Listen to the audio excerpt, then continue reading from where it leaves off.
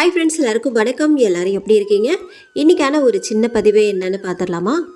நம்ம மனுஷங்களில் வந்துட்டு வெவ்வேறு விதமாக வந்துட்டு சில பேர் வந்துட்டு இருப்பாங்க. நம்மக்கிட்ட ஏதாவது ஒரு ஹெல்ப் நடக்கணும், ஏதாவது நம்மக்கிட்ட கேட்கணும் அப்படின்ட்டு வருவாங்க. அது வந்து உங்களால் முடியும்னு நினச்சிங்க அப்படின்னா பண்ணுங்கள்.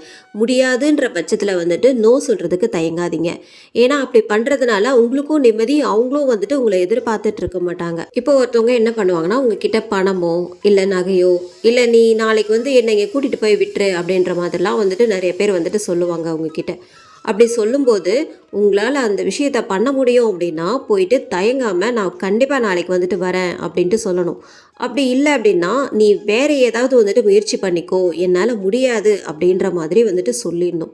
ஸோ முடியாது அப்படின்னு சொல்கிறதுக்கு வந்துட்டு யாருமே வந்துட்டு தயங்காதீங்க. அது வந்து பின்னாடி வந்துட்டு நிறைய வந்துட்டு ப்ராப்ளம் ஆகும். இப்போ உங்கள் அப்பாவோ அம்மாவோ ஏதாவது ஒரு விஷயம் உங்களுக்கு இஷ்டமில்லாத விஷயத்த வந்துட்டு சொல்லுவாங்க. கம்பல் பண்ணி நீ இது பண்ணி தான் ஆகணும் அப்படின்ட்டு சொல்லுவாங்க. அப்போ நீங்கள் என்ன பண்ணணும்னா, உங்களால் வந்துட்டு முடியும் அப்படின்னா வந்துட்டு பண்ணிடணும். சரி, ஓகே, நான் வந்துட்டு பண்ணுறேன் அப்படின்ட்டு சொல்லலாம். உங்களால் முடியாத பட்சத்தில் நீங்கள் வந்துட்டு நோ சொல்கிறதுக்கு வந்துட்டு தயங்காதீங்க. அது யாராக இருந்தாலும் சரி தயங்காதீங்க. அது வந்துட்டு பின்னாடி உங்களுக்கு வந்துட்டு பிரச்சனை ஆகும். எதுக்கு நம்ம வந்துட்டு ஓகே சொன்னோம், இதை முடியாதுன்னு சொல்லியிருக்கலாமோ அப்படின்லாம் வந்துட்டு உங்கள் மனசுக்கு வந்துட்டு தோணும். அப்போ அவங்க என்ன நினைப்பாங்கன்னா, சரி நம்ம பையன் வந்து கான்ஃபிடண்ட்டாக வந்துட்டு சொல்லிட்டான், கன்ஃபார்மாக சொல்லிட்டான், இந்த விஷயத்த வந்துட்டு அவனால் பண்ண முடியாதுன்னு சொல்லிட்டான். அப்போது நீங்கள் பண்ணல அப்படின்னா இந்த வேலையை வந்துட்டு அவங்க வேறொருத்தவங்க கிட்ட வந்துட்டு ஒப்படைச்சிருவாங்க. ஸோ அந்த மாதிரி நடக்கிறதுக்கும் வந்துட்டு நிறைய வாய்ப்புகள் இருக்குது. ஸோ உங்களுக்கு தேவையில்லாத விஷயம், உங்களுக்கு பிடிக்காத விஷயம் அப்படின்னு நீங்கள் நினச்சிங்க அப்படின்னா நோ சொல்கிறதுக்கு தயங்காதீங்க. அதே மாதிரி உங்களுக்கு பிடிச்சிருந்தது அப்படின்னாலும் வந்துட்டு செய்கிறதுக்கு தயங்காதீங்க. முடியாதுன்னு எப்படி சொல்கிறது? சில பேர் வந்துட்டு அவ்வளோ தயங்குவாங்க. முடியாது, என்னால் அது எப்படி நான் முடியாதுன்னு சொல்ல முடியும், அது என்னோடய க்ளோஸ் ஃப்ரெண்டு, நான் எப்படி முடியாதுன்னு சொல்ல முடியும் அப்படின்னு நீங்கள் நினைக்கிறீங்களா? உங்களால் முடியாத பட்சத்தில் முடியாதுன்னு சொல்லாமல் நீங்கள் வந்து பொறுப்பாக வந்து அதை வந்துட்டு ஹேண்டில் பண்ணிக்கலாம். எப்படின்னா, நான் வந்து உனக்கு ஹெல்ப் பண்ணணுன்னு தான் நினைக்கிறேன், ஆனால் இப்போ என்னால் அதை பண்ண முடியாத சூழ்நிலையில் வந்துட்டு நான் இருக்கேன், நான் என்ன பண்ணுறது அப்படின்னு கூட நீங்கள் வந்துட்டு சாஃப்டாக வந்துட்டு அதை ஹேண்டில் பண்ணலாம். அப்படி இல்லை அப்படின்னாலும், எனக்கு தெரிஞ்ச இன்னொரு ஃப்ரெண்டு இருக்கான், அவன்கிட்ட சொன்னேன் அப்படின்னா அவன் கண்டிப்பாக வந்துட்டு பண்ணுவான், அவன் பண்ணுறதா இருந்தால் மட்டும், இன்னொரு ஃப்ரெண்டு பண்ணுறதா இருந்தால் மட்டும்தான் சொல்லணுமே தவிர நீங்கள் சும்மா வாய் வார்த்தையாக வந்துட்டு சொல்லக்கூடாது. இன்றைக்கி இல்லை அப்படின்னா நாளைக்கு வந்து அவன் கண்டிப்பாக வருவான், அவன் நான் கூட்டிகிட்டு வரேன், கண்டிப்பாக அவன் வந்துட்டு உனக்கு ஹெல்ப் பண்ணுவான் அப்படின்னு உங்களுக்கு வந்துட்டு மனசில் அந்த தைரியம், அந்த உறுதி இருந்தால் மட்டும்தான் நீங்கள் வந்து சொல்லணும். இது பண்ணாமல் சும்மா ஃபார்மாலிட்டிக்காக வந்துட்டு நீங்கள் சொல்லவே கூடாது. அவனுக்கு ஹெல்ப் பண்ணுறதா இருந்தால் மட்டும் சொல்லணும். இந்த மாதிரி பண்ணும்போது உங்களோட ஃப்ரெண்ட்ஷிப் வந்துட்டு என்றைக்குமே வந்துட்டு கெட்டு போகாது. அதே மாதிரி நீங்கள் எப்போவுமே க்ளோஸாகவே இருப்பீங்க. அதே மாதிரி உங்களால் பண்ண முடியும் அப்படின்ற ஒரு கட்டத்தில் வந்துட்டு பண்ணிடுங்க. முடியாது, இந்த காரணத்தினால என்னால் முடியாது அப்படின்னா முடியாதுன்னு சொல்கிறதுக்கு தயங்காதீங்க. மற்றவங்க வந்து நம்ம மனசில் போட்டு எதையாவது ஒரு விஷயத்தை வந்துட்டு திணிப்பாங்க, இது நீ பண்ணு அப்படின்ட்டு. அது நம்ம மனசில் வாங்கிக்கிட்டு நம்ம பண்ணோம் அப்படின்னா அது வந்து நாளைக்கு நமக்கு வந்து தப்பாக இருக்கிற பட்சத்தில் வந்துட்டு நம்ம நினைக்கிறோம், ஐயோ அன்னைக்கு வந்துட்டு நம்ம யோசிக்காமல் விட்டோமே, இதை முடியாதுன்னு நம்ம சொல்லியிருக்கலாமே அப்படின்னு வந்துட்டு நீங்கள் வந்துட்டு யோசிச்சிருப்பீங்க. அன்றைக்கே வந்துட்டு நம்ம முடியாதுன்னு சொல்லியிருக்கலாமோ அப்படின்ட்டு இப்போ யோசித்து எந்த ஒரு பிரயோஜனமும் இல்லை. ஸோ முடியுன்ற பட்சத்தில் செஞ்சு முடிச்சிடணும். முடியாதுன்ற பட்சத்தில் இது என்னால் முடியாது அப்படின்னு சொல்கிறதுக்கு தயங்காதீங்க. எப்படினாலும் வந்துட்டு சொல்லிடுங்க. யாராக இருந்தாலும் வந்துட்டு நோ சொல்கிறதுக்கு வந்துட்டு தயங்காதீங்க. யாராவது ஒருத்தர் உங்ககிட்ட வந்து சீக்கிரம் இதை பண்ணு சீக்கிரம் அப்படின்னு சொல்லுவாங்க. அப்போ உங்கள் புத்தியே மழுங்கிடும். அவங்க சீக்கிரம் சொல்கிறதுக்காக நீங்கள் வந்துட்டு அதை கையில் எடுத்து பண்ணவே கூடாது. இல்லை முடியாது, அதை யோசிக்கிறதுக்கு டைமே கொடுக்காது. நீங்கள் சீக்கிரம்ன்ட்டு நீ பண்ண அப்படின்னு அந்த இடத்துல வந்துட்டு அவங்க சொல்ல வருவாங்க. அது வந்து நீங்கள் அந்த வேலையை பண்ணணுமான்ட்டு உங்களால் வந்துட்டு யோசிக்க முடியாது. அவங்க சொல்கிறதுக்காக வந்துட்டு நீங்கள் பண்ணவே கூடாது. உங்கள் மனசுக்கே வந்துட்டு தோணும், இதனால வந்துட்டு நமக்கு பின்னாடி வந்துட்டு ஏதாவது ப்ராப்ளம் வருமோ, இந்த விஷயத்த இவன் சொல்கிறதுனால நம்ம பண்ணோம் அப்படின்னா பின்னாடி ஃப்யூச்சரில் ஏதாவது ப்ராப்ளம் வரும், இதை நம்ம பண்ணக்கூடாது அப்படின்ற ஒரு பட்சத்தில் வந்துட்டு நீங்கள் பண்ணவே கூடாது. அந்த இடத்த விட்டு வந்துட்டு வந்துடணும்.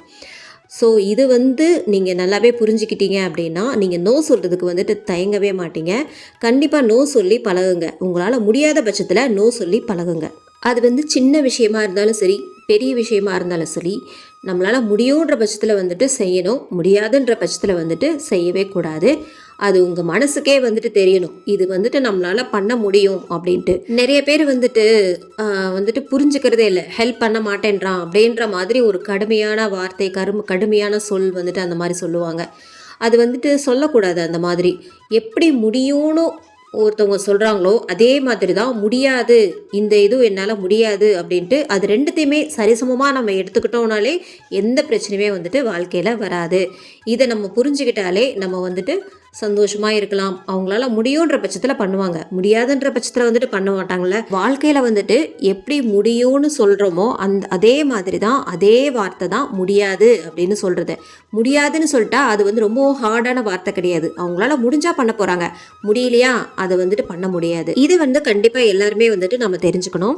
இன்றைக்கான ரெசிபி என்னன்னு பார்த்துடலாமா? இன்றைக்கி வந்து என்னோட ஸ்டைலில் முருங்கைக்காய் கத்திரிக்காய் போட்ட சாம்பார் வந்து எப்படி பண்ணுறது அப்படின்னு தான் பார்க்க போகிறோம். இது வந்து பண்ணுறதுக்கு ஒரு கடாயில் ஒரு 2 டீஸ்பூன் எண்ணெய், வெங்காயம், ஒரே ஒரு பச்சை மிளகாய் சேர்த்துக்கோங்க. வெங்காயம் கொஞ்சம் நேரம் வதங்கினதும் இதில் ஒரு 2 பெரிய சைஸ் தக்காளி, கொஞ்சமாக கல்லுப்பு சேர்த்து நல்லா வந்துட்டு மிக்ஸ் பண்ணிக்கோங்க. தக்காளி நல்லா கொஞ்சம் நேரம் வதங்குற அளவுக்கு நம்ம வந்துட்டு மூடி போட்டு வச்சுக்கலாம். இப்போ பார்த்தீங்கன்னா தக்காளி நல்லாவே வதங்கிடுச்சு. இதில் வந்து முருங்கைக்காய் கத்திரிக்காய் வந்துட்டு சேர்த்துக்கலாம். நான் வந்து ஒரு 2 முருங்கைக்காய் 4 கத்திரிக்காய் வந்துட்டு இந்த மாதிரி நீல வாக்கில் கட் பண்ணி எடுத்துருக்கேன்.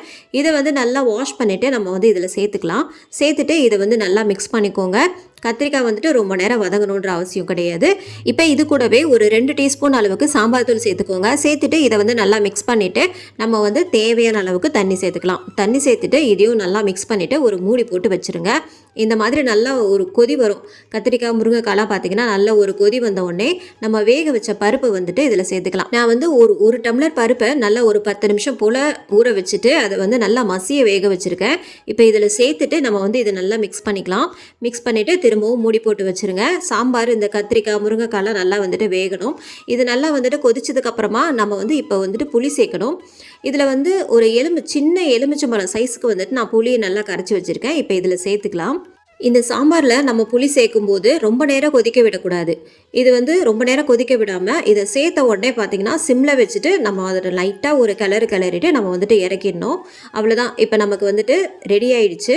ஃபைனலாக வந்துட்டு கொத்தமல்லி சேர்த்துக்கலாம். இப்போ நம்ம சாம்பாரை வந்துட்டு தாளிச்சிடலாம். அதுக்கு வந்து ஒரு பேனில் வந்துட்டு கடலெண்ணெய் ஒரு 2 டீஸ்பூன், ஒரு 2 டேபிள் ஸ்பூன் வந்துட்டு சேர்த்துக்கலாம். சேர்த்துட்டு இதில் வந்து கடுகு, உளுந்து, ஜீரகம், வெங்காயம், கருவேப்பிலை சேர்த்துக்கோங்க. 2 காஞ்ச மிளகாய் சேர்த்துட்டு நல்லா மிக்ஸ் பண்ணி விட்டுருங்க. இது கூடவே கொஞ்சமாக பெருங்காயத்தூளும் சேர்த்துக்கோங்க. சேர்த்துட்டு நல்ல ஒரு வாசனைக்காக தான். பெருங்காயத்தூள் வந்துட்டு நீங்கள் ஏற்கனவே வந்து சாம்பார்லேயே வந்துட்டு சேர்க்கலாம். சாம்பார் நல்லா கொதிக்கும் போதும் சேர்க்கலாம். அப்படி இல்லைன்னா நீங்கள் இதுலேயும் சேர்த்துக்கலாம். இப்போ நமக்கு தாளிப்பும் ரெடி ஆகிடுச்சு. இப்போ வந்துட்டு சாம்பாரில் வந்துட்டு சேர்த்துருங்க. அவ்வளோதான். ரொம்பவும் சூப்பரான சுவையான சாம்பார் வந்துட்டு ரெடி ஆகிடுச்சு. நீங்களும் பார்த்தீங்கன்னா இதே மாதிரி ட்ரை பண்ணி பார்த்துட்டு எனக்கு கமெண்ட்டில் சொல்லுங்கள். இதே போல் அடுத்த ஒரு நல்ல vlogல வந்துட்டு நாளைக்கு பார்க்கலாம். அது வரைக்கும் பாய்.